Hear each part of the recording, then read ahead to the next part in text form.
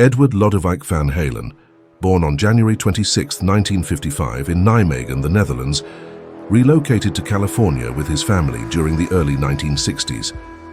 During their formative years in Pasadena, Eddie and his brother, Alex, took classical piano lessons, primarily focusing on improvisational classical music. Eddie exhibited early musical talent, standing out from the crowd.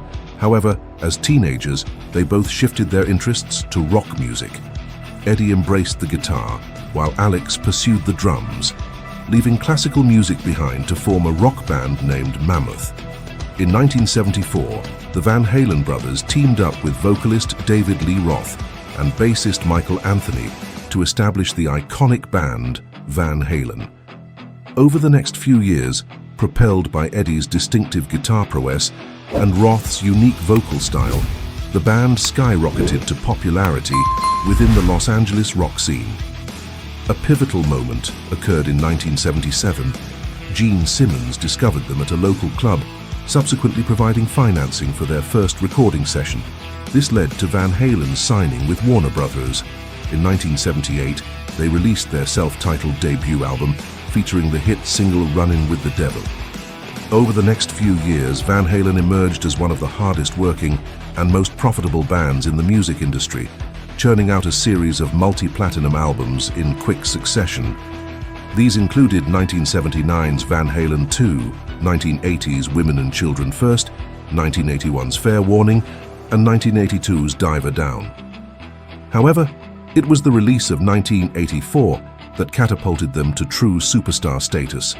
This album featured classic mega hits like Jump, Panama, and Hot for Teacher, with their accompanying music videos becoming MTV sensations. Van Halen is my favorite group. Less than 8 hours after the box office opened, both shows were sold out, more than 36,000 tickets.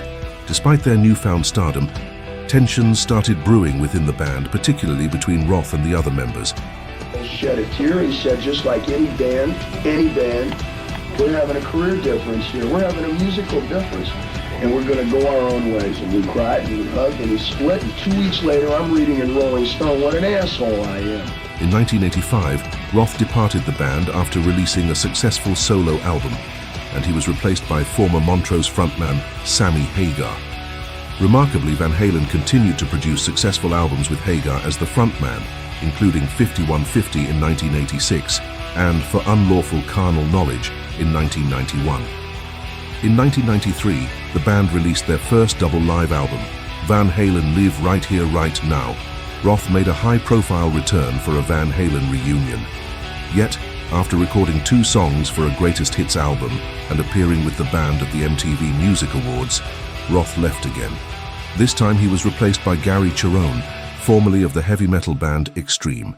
Cherone's debut with the band, Van Halen 3, was released in 1998, but saw slow sales, leading to his departure.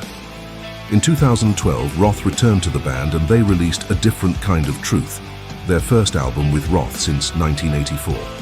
In May 2015, Van Halen and Roth kicked off the Billboard Music Awards with a performance of their classic hit Panama, setting the stage for their 2015 summer tour. Eddie Van Halen was inducted into the Rock and Roll Hall of Fame in 2007. This honor celebrated his significant contributions to rock music as a member of Van Halen, alongside his brother Alex, David Lee Roth, and Michael Anthony. His virtuosic guitar work and innovative style earned him a place among the greatest guitarists in rock history. The induction ceremony not only recognized Eddie Van Halen's exceptional talent, but also celebrated the enduring legacy of Van Halen's music in the world of rock and roll. Sadly, Eddie Van Halen passed away on October 6, 2020, after a prolonged battle with cancer, leaving behind an indelible mark on the world of rock music.